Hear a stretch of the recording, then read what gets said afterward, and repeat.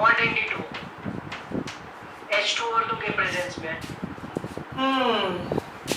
ये हाइड्रोजन है, hydrogen NH2 ये रिएक्शन अभी आप पढ़े नहीं है। H हटाए उसकी जगह D लगा हुआ है, ठीक है। तो ये आप लोग रिएक्शन पढ़ेंगे जब हाइड्रोजन आप अलग से पढ़ेंगे। जब हाइड्रोजन अलग से पड़ेगा ना तब ये रिएक्शन पड़ेगा। इसमें साइक्लिक करके प्रोडक्ट का फॉर्मेशन हो जाता है, depends on type of reaction, ठीक है। ठीक सर। सर एक और था, साइक्लोप्रोपेन, साइक्लोब्यूटेन और साइक्लोपेंटेन रिएक्टिविटी बताना है एडिशन और रिडक्शन के तहत। साइक्लोप्रोपेन, साइक्लोब्यूटेन और साइक्लोपेंटेन। साइक्लोपेंटेन और साइक्लोहेप्टेन बोले, ब्यूटेन बोले सर। साइक्लोब्यूटेन ये ना। Yes sir. तो इसका क्या करना है? एडिशन रिएक्शन की तरफ रिएक्टिविटी बताना है। अच्छा, इसमें कोई डबल बॉन्ड नहीं है? नहीं सर। एडिशन रिएक्शन है। Yes sir.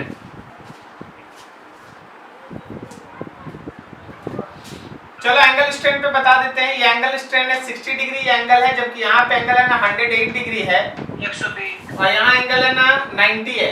ये हेक्सेन नहीं है, ठीक है। तो देख इसमें है ना मैक्सिमम एंगल स्ट्रेन है, मैक्सिमम एंगल स्ट्रेन, और इसमें मिनिमम एंगल स्ट्रेन है। Yes sir. और इसमें मिडिल। तो जिसमें मैक्सिमम एंगल स्ट्रेन है उसका रिएक्टिविटी मैक्सिमम होगा, क्योंकि ये चाहेगा बॉन्ड को तोड़ के अपने आप को ज्यादा से ज्यादा स्टेबल फॉर्म में बदल देना। और जिसमें मिनिमम एंगल स्ट्रेन है उसका रिएक्टिविटी मिनिमम होगा। तो रिएक्टिविटी ऑर्डर अगर लो तो ये वाला फर्स्ट है, ये वाला थर्ड है और ये वाला सेकंड है, समझे? Yes sir.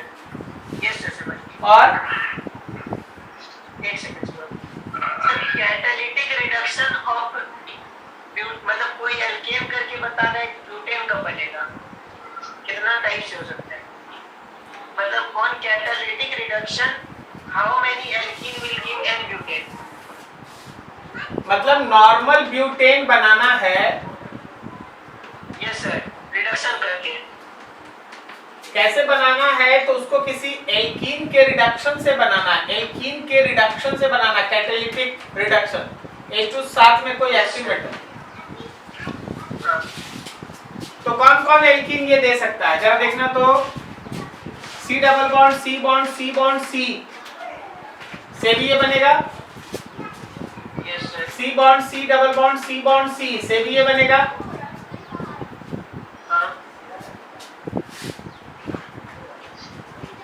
अब ये वाला जो है वो 2 को है, ध्यान रखना, ये वाला 2 को है, ये सीस है और ट्रांस दोनों है। अच्छा। लेकिन ये वाला 1 है। यस। यस तो आंसर है 3, समझे? हाँ सर। और सर और अभी नहीं है सर, लग रहा है सिलेबस के बाहर है। चलो हम लोग लास्ट में कहां तक पढ़े थे?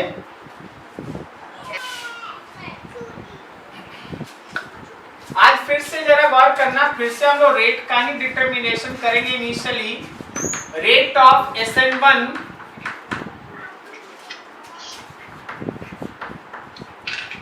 डिपेंड्स ऑन, फर्स्ट है stability of formed carbocation, stability of formed carbocation, और दूसरा है स्टेबिलिटी ऑफ लिविंग ग्रुप। आपको पता है लिविंग ग्रुप का स्टेबिलिटी भी SN1 के रेट को डिसाइड करता है। सर ये आप क्या बोल रहे हैं? देखो इसका डिस्कशन तो ऑलरेडी हम लोग कंप्लीट कर चुके हैं कि बना हुआ कार्बोकेटायन जितना ज्यादा से ज्यादा स्टेबल होगा SN1 का रेट उतना ही फास्ट होगा। क्या सही है? बना हुआ कार्बोकेटायन जितना ज्यादा से ज्यादा स्टेबल होगा SN1 का रेट उतना ही फास्ट होगा, ठीक है। अब आगे देखो, आज हम लोग देखेंगे stability of leaving group. higher the stability of living group,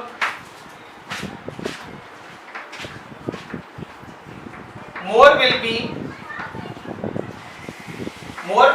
SN1 rate, SN1 rate उतना ही ज्यादा होगा।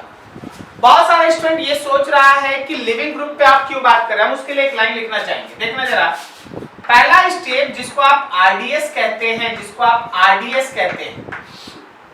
उसमें क्या था, ये leaving group pair of electron लेके हटता था, R प्लस बनता था और L माइनस बनता था, याद है, यही था स्लोवेस्ट स्टेप। Yes sir. अब एक बात तो ये था कि ये था कार्बोकेटायन हायर द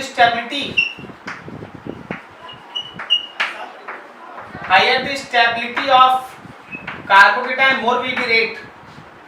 उसी तरह लिविंग ग्रुप के बारे में भी तो बात होगा, higher the stability of L minus more will B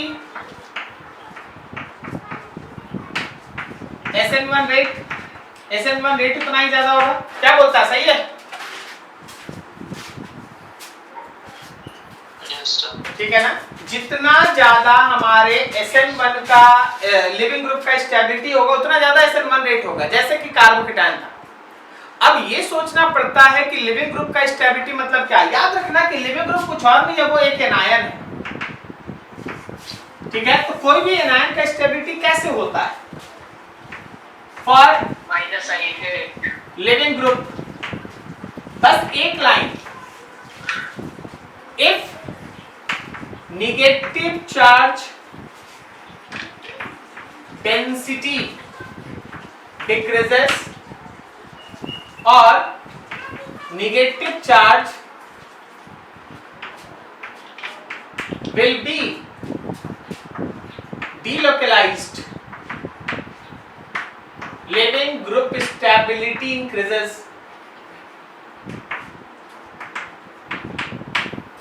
living group का जो स्टेबिलिटी है वो इंक्रीज करता है। अगर हमारा निगेटिव चार्ज का डेंसिटी किसी वजह से कम हो, निगेटिव चार्ज का डेंसिटी किसी वजह से कम हो, या फिर जो निगेटिव चार्ज है वो डिलोकलाइज हो, मतलब रेजोनेंस हो, एरोमेटिसिटी हो, समथिंग लाइक दैट, तो याद रखना लिविंग ग्रुप का स्टेबिलिटी बढ़ता है। अब अगर हम तुमसे पूछें, जैसे कि एग्जांपल, अगर हम तुमसे पूछें कि I माइनस है भाई, Br माइनस है, Cl माइनस है और F माइनस है, कौन अच्छा लिविंग ग्रुप है? क्यों बोला F माइनस? ऊपर कहीं लिखा है? मतलब क्लोरीन तो ज्यादा स्टेबल होता है।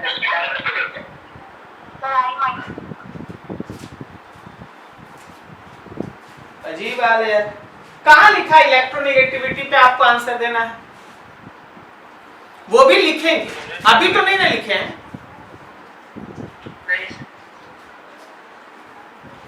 डेंसिटी, चार्ज डेंसिटी इसका मिनिमम है, निगेटिव चार्ज डेंसिटी मिनिमम, कारण साइज मैक्सिमम। सो याद रखना स्टेबिलिटी सबसे ज्यादा है। यह लिविंग ग्रुप स्टेबिलिटी।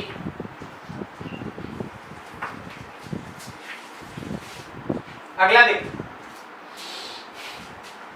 हमारे पास मौजूद है R bond C double bond O bond O minus, और हमारे पास मौजूद है R bond C R bond O minus. बताओ इन दोनों में लिविंग ग्रुप टेंडेंसी किसका ज्यादा है? सर डबल बॉन्ड आ रहा है ना, तो फर्स्ट वाला, फर्स्ट वाला या सेकंड वाला? फर्स्ट वाला। कारण क्या है कि यहाँ रेजोनेंस है, सही है? रेजोनेंस है। तो leaving group, better leaving group. ठीक है, अब अगला देखना, हमारे पास मौजूद है CH3 बॉन्ड O माइनस और हमारे पास मौजूद है CH3 CH2 bond O minus. बोलो कौन अच्छा लिविंग ग्रुप? पहला वाला सर। फर्स्ट वाला। कारण है कि इलेक्ट्रॉन पुशिंग ग्रुप कम है, less yes sir. Plus I effect, सही है ना? हाँ यस सर। तो इलेक्ट्रॉन डेंसिटी कम होगा, electron density less, electron density is small. Correct है? सही जा रहे हैं? Yes sir. Yes sir. अगला देखो, फोर्थ देखो,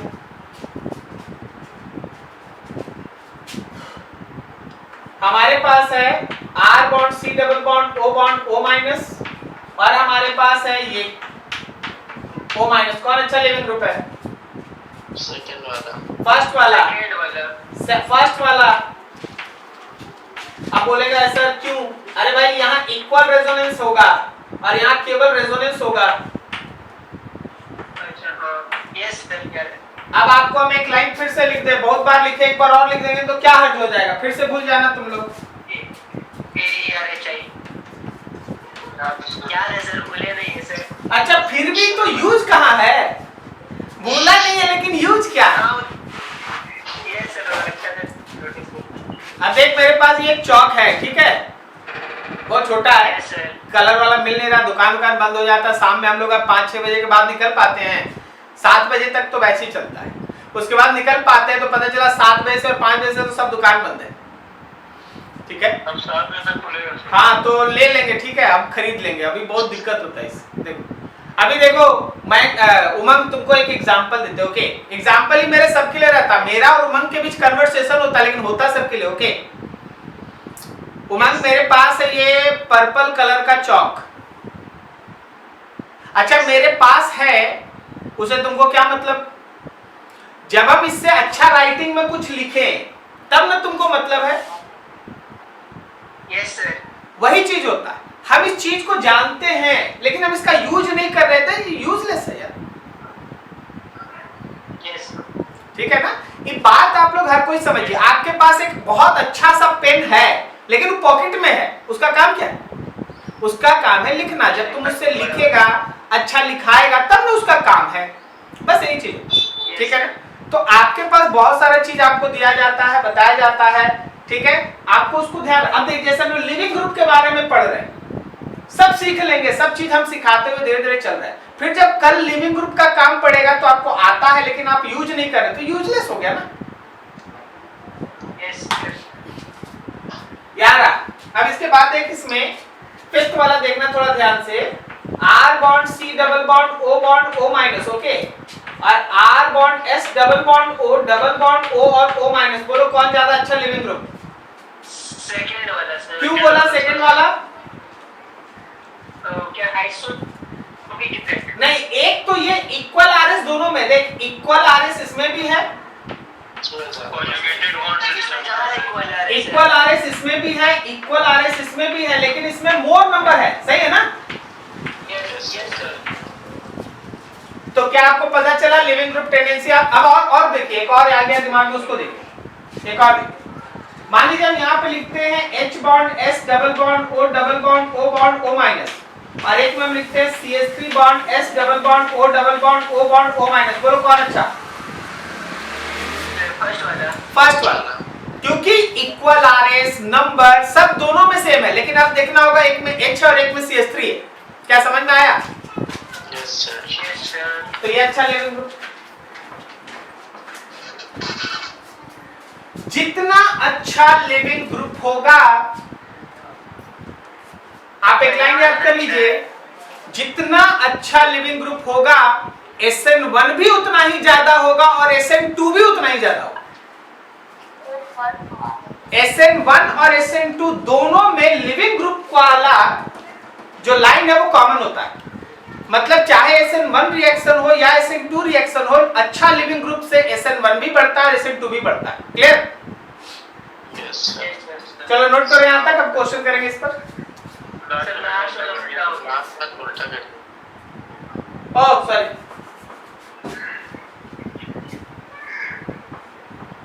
ठीक,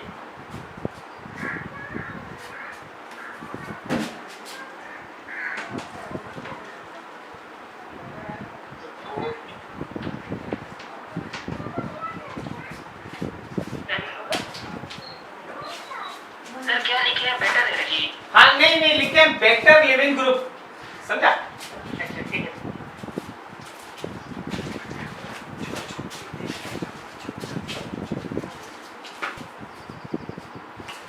देखो क्वेश्चन समझ, डिसाइड रेट ऑफ SN1,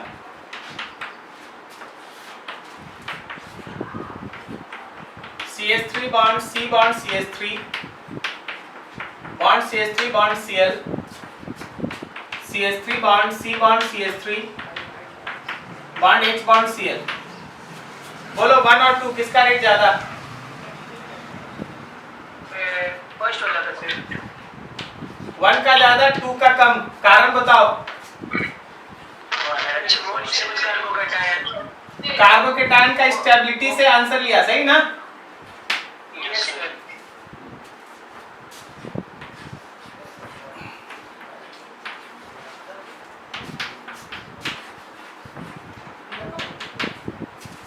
क्या कार्बोकेटायन की स्टेबिलिटी से आंसर निकाल सकता है इसका? नहीं, तो लिविंग ग्रुप देखना पड़ेगा। बता SN1 रेट किसका ज्यादा? 2 का, 1 का और फिर 3 का।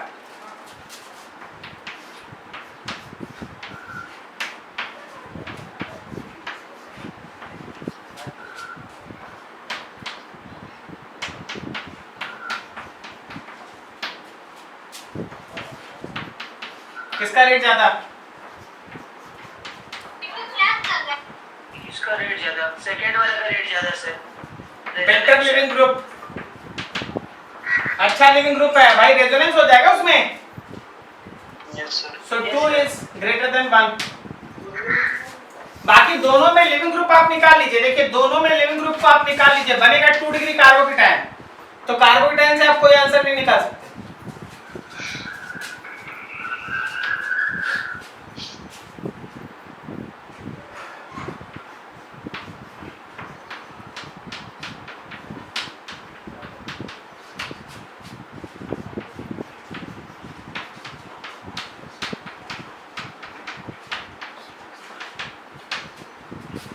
One or two which have more SN1?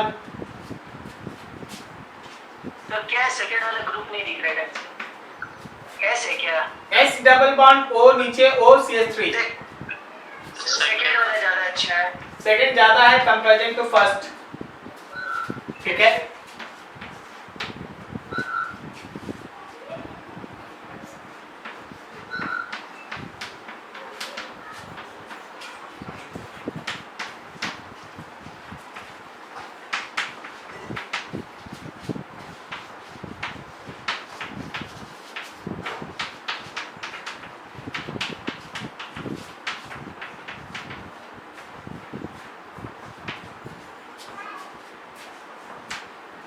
बोलो SN1 रेट किसका ज्यादा?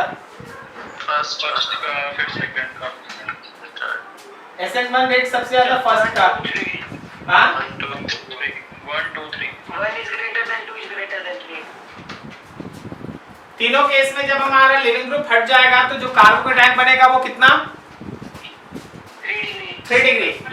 सो कार्बोकेटायन से हम लोग ज्यादा आंसर नहीं निकालेंगे, हम लोग को निकलेगा लिविंग ग्रुप से ध्यान रखें।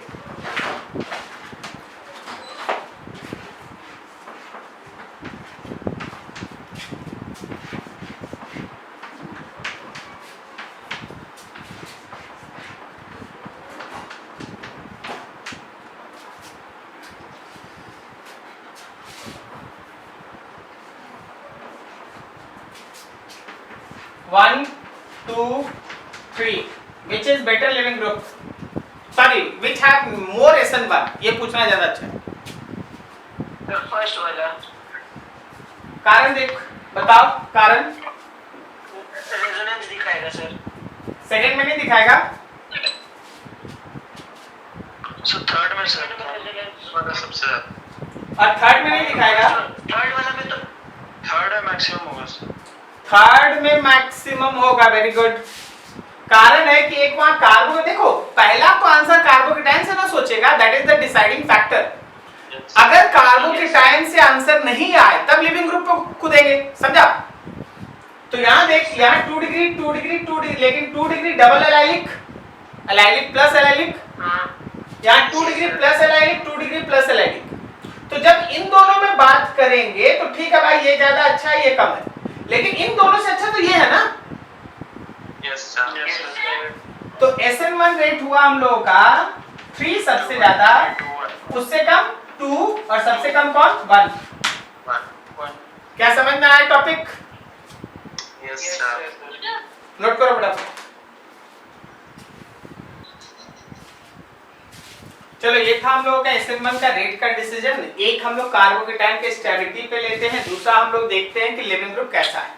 एक अच्छा लिविंग ग्रुप वो होता है जिसमें निगेटिव चार्ज जो अपीयर होता है वो पूरे मॉलिक्यूल में या तो डिस्ट्रीब्यूट हो जाए या उसका डेंसिटी कम हो।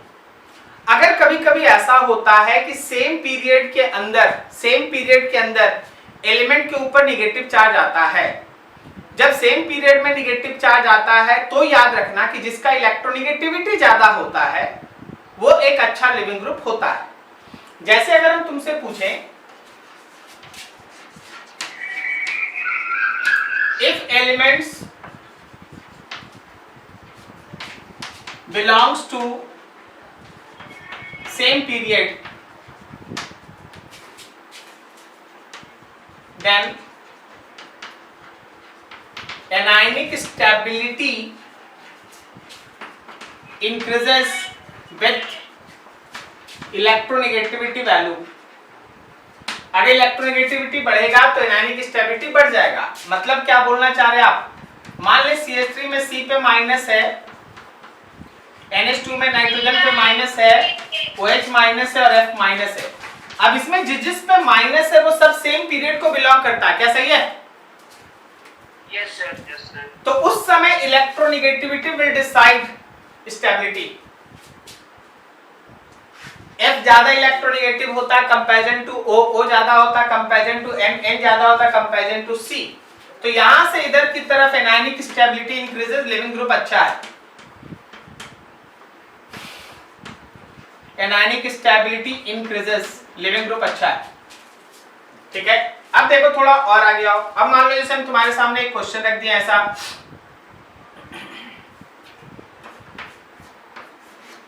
यहाँ पे CH3 लिख दें, देख के तुम आंसर दे लेगा। NH2 लिख दें और यहाँ OH और यहाँ F। अब तुमसे बोला जाए कि हाँ भाई बताइए इसमें कि कौन SN1 फास्ट देगा, तो सर तो 2 डिग्री है, तो लिविंग ग्रुप देख लेंगे, इलेक्ट्रोनेगेटिविटी देख लेंगे, सबका लिविंग ग्रुप हट जाएगा इस ऐसा। तो SN1 रेट इंक्रीजेस, सही है ना? F minus is better leaving group comparing to this. But इससे को बहुत रेयर क्वेश्चंस कभी आता है, इसलिए आपको सबसे लास्ट में एक एग्जांपल के साथ बता दिया गया। ठीक है, नोट करो इसको भी। अब आगे SN2 या स्टार्ट करेंगे।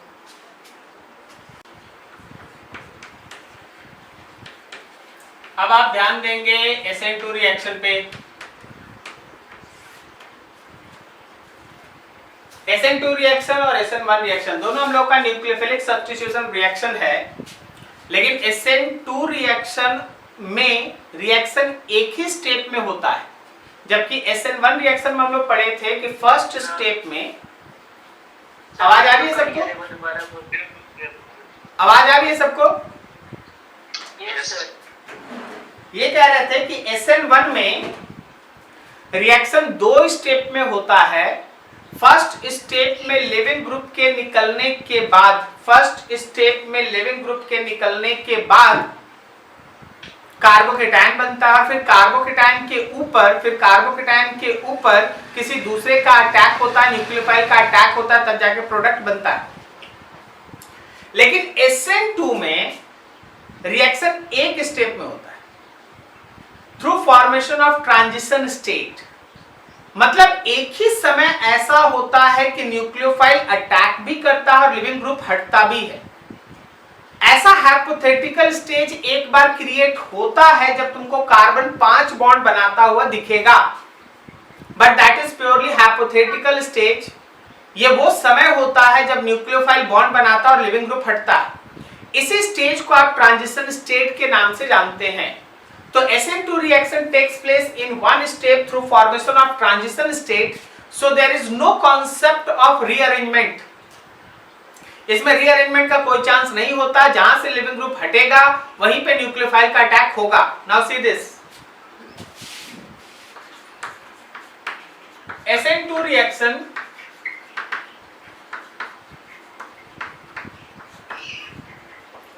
takes place in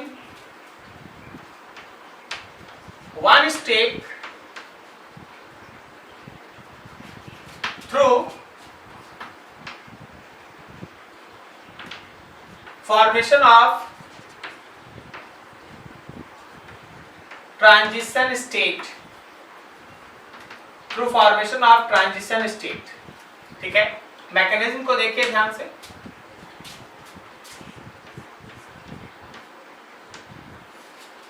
और यहां nucleophile, that nucleophile will attack from back side. Back side से अटैक होगा और लिविंग ग्रुप अपना पेयर ऑफ इलेक्ट्रॉन लेके हटेगा. तो एक ऐसा स्टेज आपके पास बीच में आएगा जिसमें न्यूक्लियोफाइल धीरे धीरे कार्बन से बॉन्ड बना रहा है, धीरे धीरे लिविंग ग्रुप हट रहा है. Like that. इस समय स्टूडेंट्स को लगता है कि कार्बन यहाँ 5 बॉन्ड बना रहा है, लेकिन ऐसा नहीं है. न्यूक्लियोफाइल जुड़ता जा रहा है, न्यूक्लियोफाइल इसके नजदीक आता जा रहा है और लिविंग ग्रुप इससे दूर जाता जा रहा है. ये वही स्टेज. ठीक है, इसी को हम लोग कहते हैं ट्रांजिशन स्टेट. यही ट्रांजिशन स्टेट है, शॉर्ट फॉर्म में TS कहा जाता है. और फिर उसके बाद जो होगा वो ऐसा होगा कि न्यूक्लियोफाइल पूरी तरह से कार्बन के साथ बॉन्ड बना चुका है और लिविंग ग्रुप अलग हो चुका है. न्यूक्लियोफाइल पूरी तरह से बॉन्ड बना चुका है और लिविंग ग्रुप अलग हो चुका है. This is the product. यह आपका प्रोडक्ट है. ठीक है, अब देख, इसका जो भी साइड में लिविंग ग्रुप है तुम्हारे प्रोडक्ट में, उसके अपोजिट डायरेक्शन में तुमको न्यूक्लियोफाइल मिलता है. सही है? Yes sir. तो इस केस में होता है इन्वर्सन इन कॉन्फ़िगरेशन. इन्वर्सन दूसरा नाम है वाल्डन इन्वर्सन. सोच के बताना, पढ़ के क्या है सोच के बताना. SN1 में इन्वर्सन होता है या रिटेंशन होता है? दोनों होता है. SN1 में इन्वर्सन और रिटेंशन दोनों होता है, लेकिन SN2 में केवल और केवल क्या होता है? इन्वर्सन होता है. इन्वर्सन होता है. तो क्या SN2 में racemic mixture, plus minus mixture ये सब बन सकता है? नहीं बन सकता है. ठीक है, अब ट्रांजिशन स्टेट के थ्रू फॉर्म होने की वजह से पहला स्टेप तुम्हारा है स्लो और सेकेंड स्टेप है फास्ट. अब जो स्लो स्टेप है वही तो RDS है. ठीक है, so first step is slowest, so it is rate determining step. अगर ये rate determining step है तो क्या हम लिख सकते हैं rate is equals to some constant concentration of reactant as well as nucleophile. Nucleophile is also present in that rate determining step. गौर से देखो, न्यूक्लियोफाइल तुम्हारे इस रेट डिटरमाइनिंग स्टेप के अंदर मौजूद है. क्या सही है? समझे नहीं होगा. हाँ. Chemical kinetics, rate of reaction depends on slowest step and rate is proportional with the concentration of reactant which are involved in slowest step. सही है? Yes sir. Rate of reaction is directly proportional to concentration of reactants which are present in slowest step. तो slowest step में you have two reactants term. एक ये concentration है, एक nucleophile, दोनों है ना?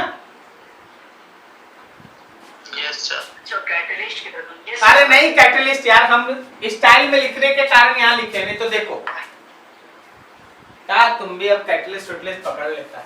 नहीं बोले सर कि कैटलिस्ट नहीं है. कैटलिस्ट रहता तब रिएक्ट नहीं है. हाँ ठीक ठीक, हम सोचे कैटलिस्ट बोल दिया.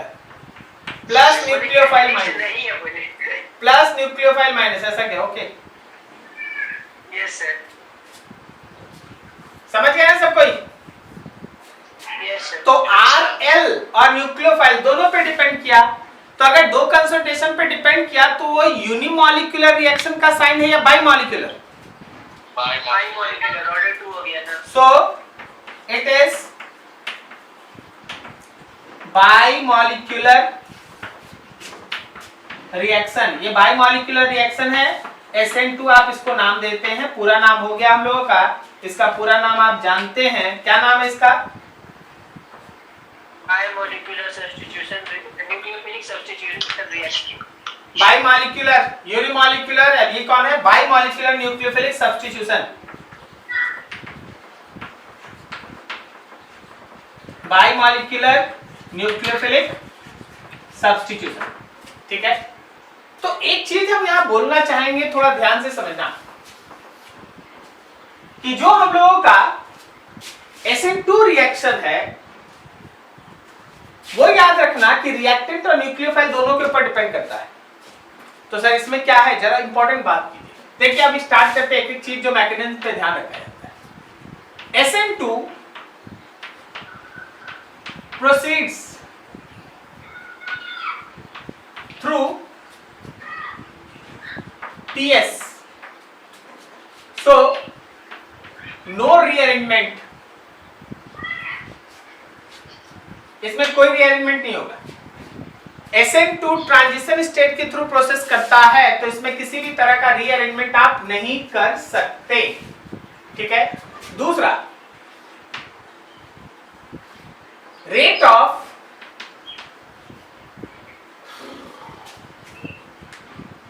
रेट के बारे में बाद में बात,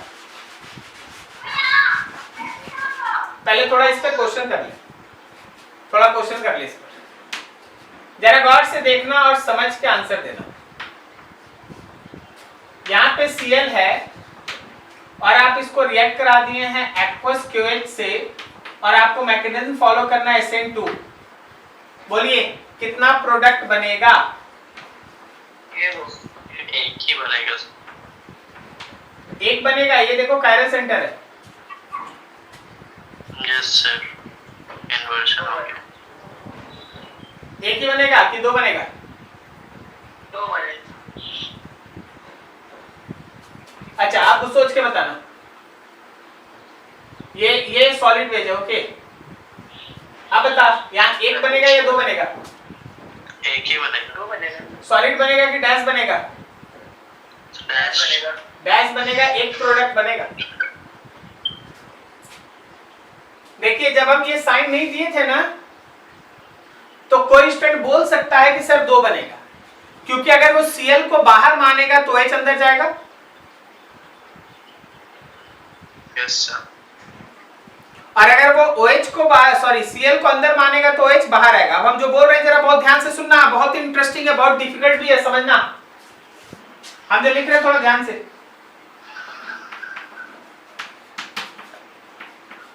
मेरा ये मॉलिक्यूल आपको हम 2 तरीके से दे सकते हैं। पता है, ये मॉलिक्यूल हम आपको 2 तरीके से दे सकते हैं। एक में हम लिख सकते हैं इनैंशियोमेरिकली प्योर। अरे ये भी तो कायरल सेंटर है। Yes sir. इनैंशियोमेरिकली प्योर का मतलब होगा कि Cl या तो बाहर है या अंदर है। एक इनैंशियोमर है, एक। और दूसरा में हम बोल सकते हैं इनैंशियोमर्स। कायरल सेंटर ना? Yes sir. सबको तैयार है ना सोच सोच के बोलने के लिए? बता, इसका रिएक्शन अगर हम एक्वस QH से करें और वो भी SN2 से करें, कितना प्रोडक्ट? एक ही प्रोडक्ट। एक प्रोडक्ट। एक प्रोडक्ट, ओनली 1 प्रोडक्ट। लेकिन जब हम इनैंशियोमर्स लेके हम इसको रिएक्ट कराएंगे एक्वस QH के साथ, बोलो कितना प्रोडक्ट? 2 प्रोडक्ट।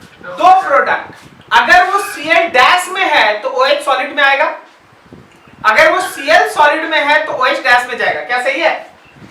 Yes sir. अब कोई कोई इतना बात को बारीकी से नहीं समझता, तो ध्यान रखना, उसी के लिए हम नोट करके लिख रहे हैं।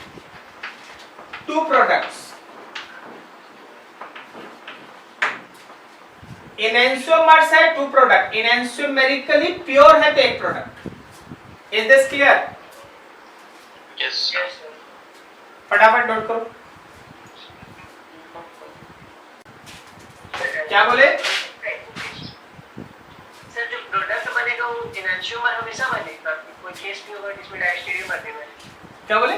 नहीं समझ। जो प्रोडक्ट होगा हम लोग का वो हमेशा इनएंशियोमर बनेगा या कोई केस में डायस्टीरियोमर भी बन सकता है? सोच रहे।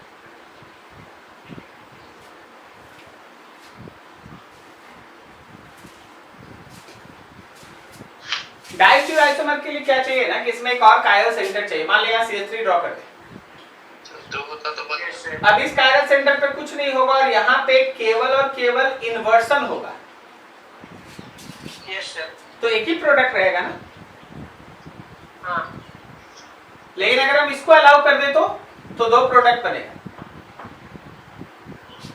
अगर ये डायस्टीरियो, सुन लेना, अगर ये डायस्टीरियो आइसोमेरिकली प्योर है तो इधर भी डायस्टीरियो आइसोमर है, यस सर। एक है। और अगर ये डायस्टीरियो आइसोमर्स है, मतलब समझ गया ना, अंदर बाहर करके, हाँ तो इधर भी बनेगा दो प्रोडक्ट। अच्छा, मतलब जो इधर है वही इधर भी है। हाँ,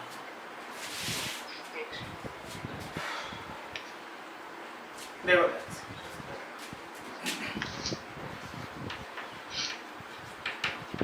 रेट ऑफ SN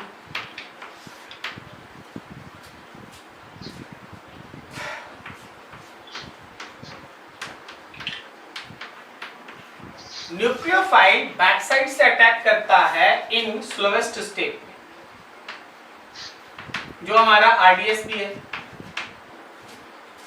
जब न्यूक्लियोफाइल बैकसाइड से अटैक करता है तो वो जितना तेजी से बैकसाइड से अटैक करेगा, रेट डिटरमाइनिंग स्टेप उतना ही जल्दी होगा और रेट ऑफ रिएक्शन फास्ट होगा। क्या सही है? Yes sir. बैकसाइड से अटैक का मतलब हुआ should be less steric hindrance. Backside attack, yes sir. backside attack increases if carbon have less steric hindrance,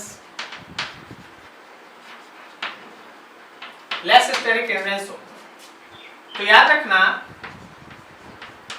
कि SN2 rate increases if carbon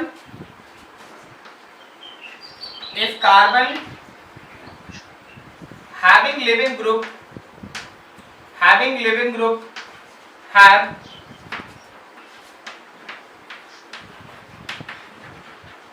less steric hindrance,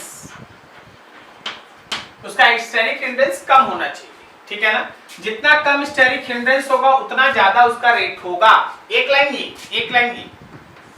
और दूसरा इसमें ध्यान देना कि लिविंग ग्रुप में तो हटेगा। Yes sir. तो दूसरा बात है better leaving group always have more SN2 rate.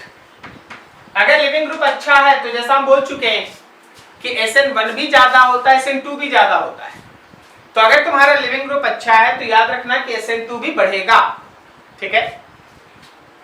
और थर्ड इंटरेस्टिंग है, इसके बारे में हम लोग अगले दिन चर्चा करेंगे, न्यूक्लियोफाइल भी है रेट डिटरमाइनिंग स्टेप में। देख रहा है? Yes sir. स्ट्रॉन्गर न्यूक्लियोफाइल और concentration of nucleophile is higher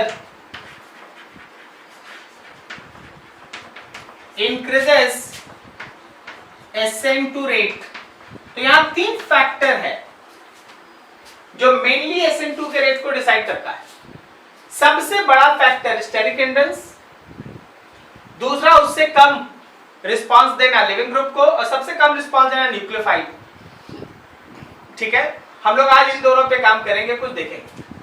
चलो भाई कुछ क्वेश्चन कर लें, कुछ एग्जांपल लें। यहां पे मौजूद है Cl,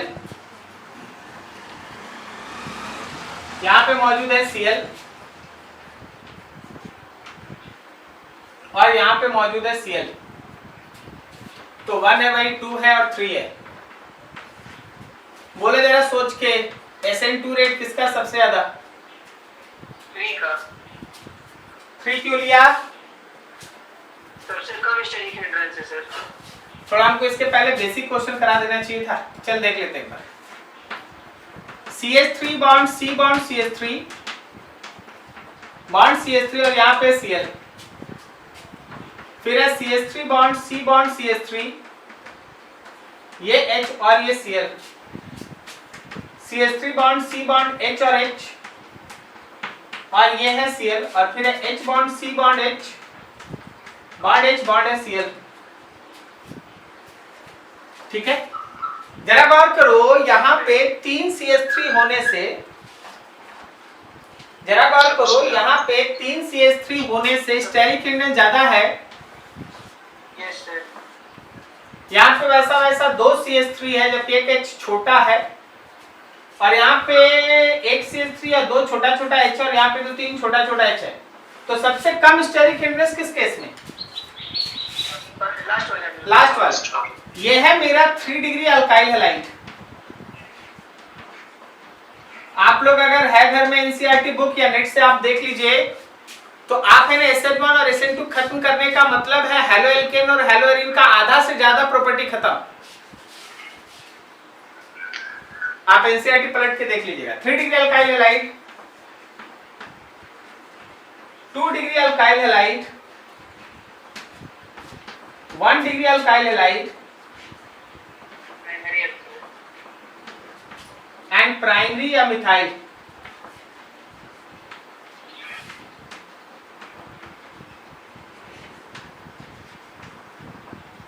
मिथाइल हैलाइड।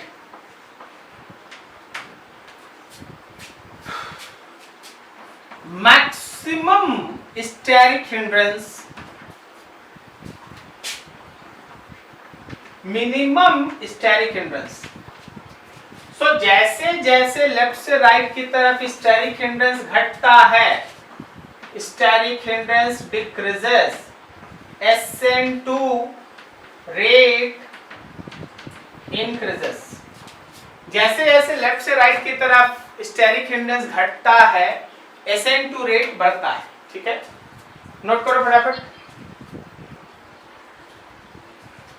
अब बताओ ऊपर वाले का ऑर्डर, क्या ये 2 डिग्री है, क्या ये 3 डिग्री है और क्या ये 1 डिग्री है? तो सबसे ज्यादा SN2 रेट 3rd का, उससे कम 1 का और सबसे कम 2 का। सही है ना? यस।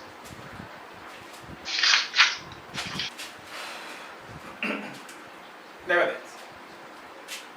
बस एग्जांपल्स है, आपको रेट बताना है।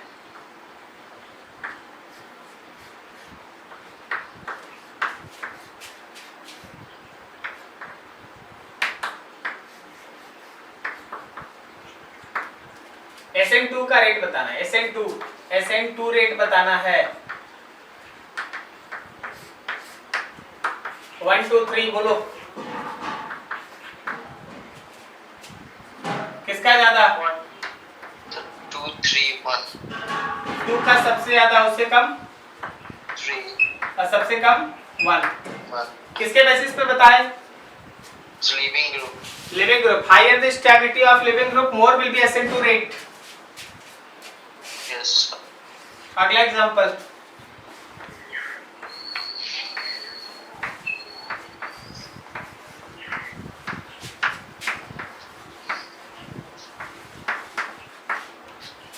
वन टू थ्री बोल SN2 रेट।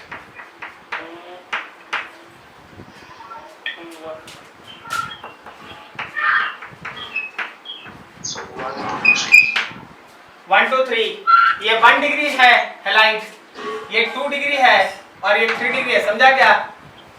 Yes sir. अगला देखो,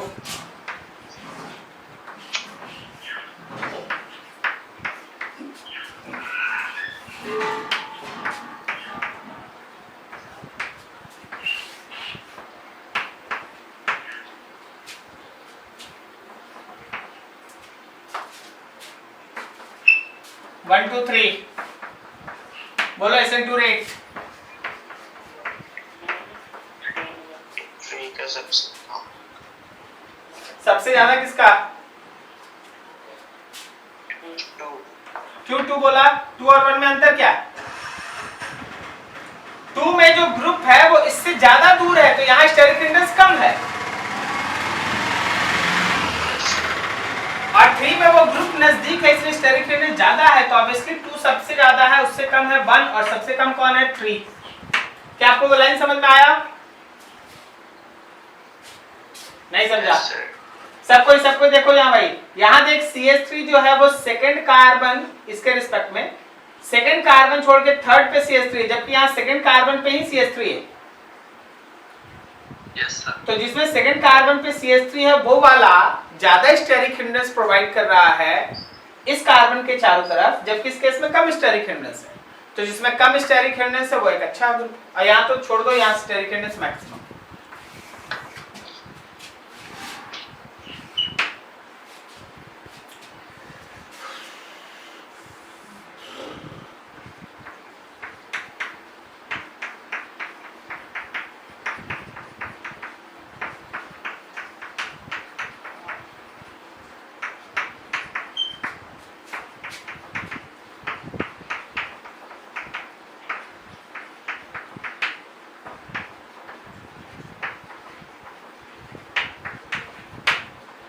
One or two, which have better SN2 rate?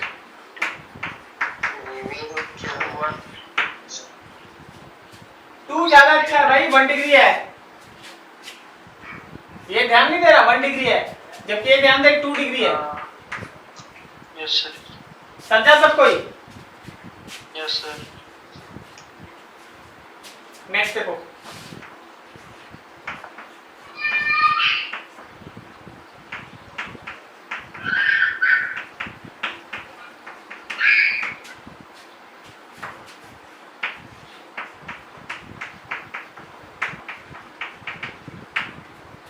one or two which have better SN2? कारण leaving group tendency, leaving group tendency.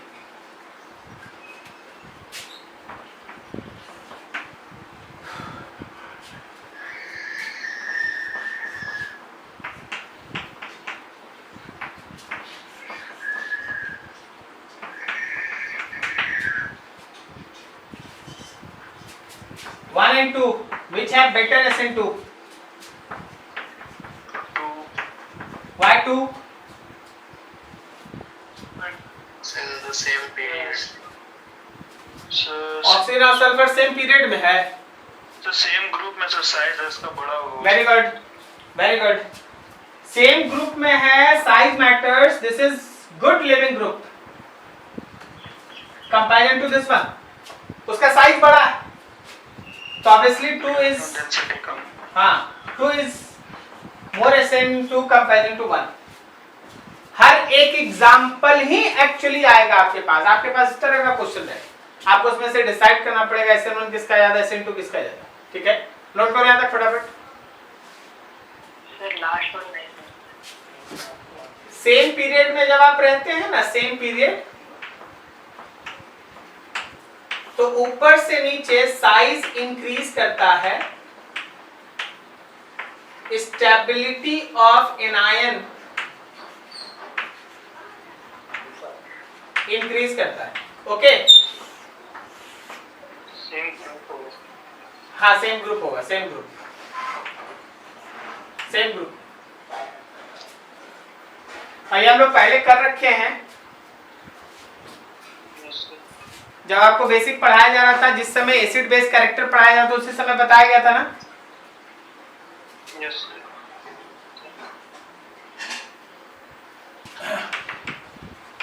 हम लोगों के पास एक मॉलिक्यूल है CH3 bond C bond CH3 bond CH3 bond CH bond CH3 और यहाँ पे डाल दीजिए आप Cl। एक बार आप इसको रिएक्शन कराइए CH3OH से और एक बार आप इसको रिएक्शन कराइए CH3O Na+ से। पता है दोनों केस में अलग अलग सा कॉन्सेप्ट डेवलप हो जाता है।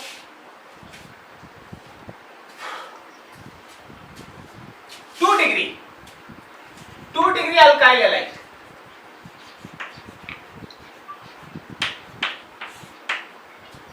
आपको हम दिखाते एक चीज। SN1 में 3 डिग्री ज्यादा था, 2 डिग्री उससे कम था, 1 डिग्री उससे कम, सही है। SN2 में 1 डिग्री ज्यादा था, 2 डिग्री कम और सबसे कम 3 डिग्री, करेक्ट है। तो ये 2 डिग्री वाला जानता है दल बदलू जैसा, समझा, कोई भी दल बदल सकता है। 1 degree always favors SN2, 3 degree always favors SN1, but what about 2 degree? 2 degree can shows SN1 or can shows SN2 also. Light से नहीं दिख रहा। अच्छा ठीक है, चलो इधर आते। इतना तो दिख गया ना, ये SN2 लिखा, SN1 लिखा। अभी देखिए आप 1 degree alkyl halide always SN2, कोई किंतु परंतु मत पूछना, हमेशा SN2 शो करेगा। 3 डिग्री अल्काइल हैलाइड, फिर से बात वही, कुछ नहीं सोचना है, always SN1। But 2 degree alkyl halide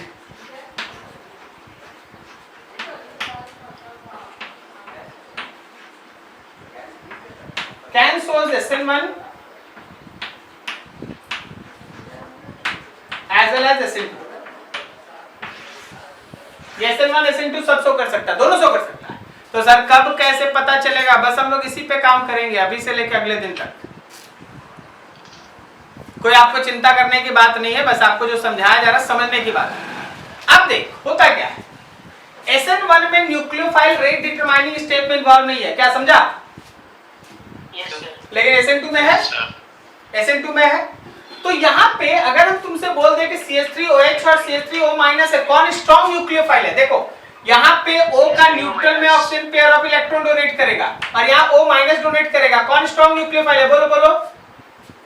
नीचे वाला सर, नीचे वाला, नीचे वाला, ठीक है ना। जैसे हम लिख रहे हैं कि CH3O- CH3OH से स्ट्रॉन्ग न्यूक्लियोफाइल है, strong nucleophile SN2, weak nucleophile SN1। तो सर इसका मतलब बताइए भाई, यहां देख SN2 मैकेनिज्म से सोचना और यहां सोचना SN1 से। बता फर्स्ट केस में कितना प्रोडक्ट,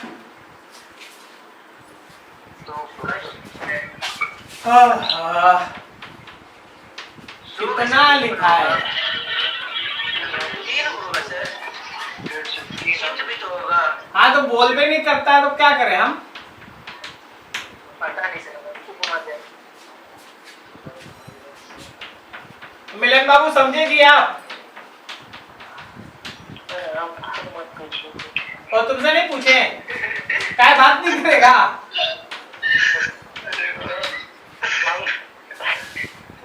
एंड इन्वर्सन, ओके। और इसमें there is no chiral centre और ये बना आफ्टर रीअरेंजमेंट, क्या समझा।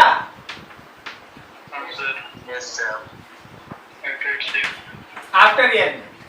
तो 3 प्रोडक्ट नीचे वाले केस में। अच्छा CH3O-, ठीक है। अब यहाँ पे तो SN2 फॉलो होना है, जब यहाँ SN2 फॉलो होना है, जब यहाँ SN2 फॉलो होना है तो एक ही प्रोडक्ट न बनेगा कि 2 प्रोडक्ट बनेगा, सोच के बोलो। ये वो बनेगा सर, एक ही बनेगा।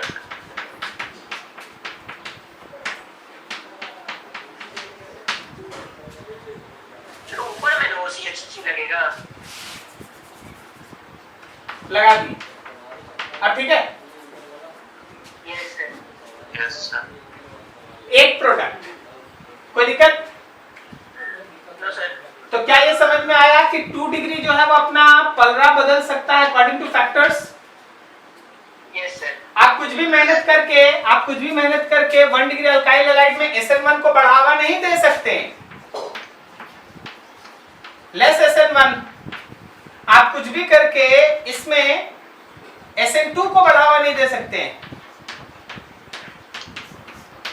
लेकिन इसमें आप कुछ करके कभी उसको SN1 की तरफ धकेल सकते हैं, कभी उसको SN2 की तरफ धकेल सकते हैं। क्या ये समझा? Yes sir. देखिए एग्जांपल,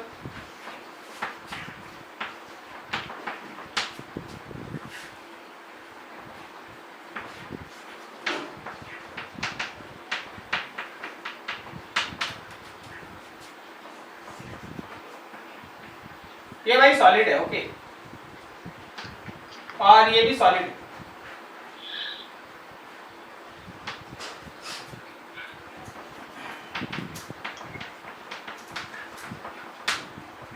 ऊपर वाले केस में कितना प्रोडक्ट? 3 प्रोडक्ट। ऊपर वाले केस में कितना प्रोडक्ट? 3 प्रोडक्ट होगा। 3 प्रोडक्ट सर। SN1 होगा कि SN2 होगा? सॉरी SN2 होगा सर। बाकी एक होगा प्रोडक्ट ऊपर में। ये सॉलिड होगा या डैश्ड होगा? वो सॉलिड ही होगा, डैश होगा। वो सॉलिड होगा। और यहाँ जहाँ Cl हटा यहाँ पे O जाएगा, वो कैसा होगा? डैश होगा। डैश हो जाएगा। यहाँ बोलो कितना प्रोडक्ट? नीचे वाला में 3 प्रोडक्ट। यहाँ पे 3 प्रोडक्ट, ठीक है ना? तीनों प्रोडक्ट हम लिखते हैं। Yes sir.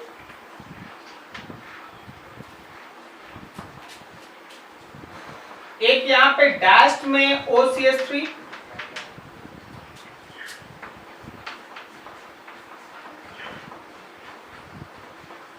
फिर यहाँ पे सॉलिड में OCH3, और फिर यहाँ रीअरेंजमेंट के बाद OCH3। समझा क्या? Yes sir. काम का बात अगर हम इतना भी लिख दें तो भी अब आपको ड्रॉ करने आना चाहिए कि ऊपर SN2 फॉलो होगा, नीचे SN1 होगा। समझा? Yes sir. नोट करो फटाफट।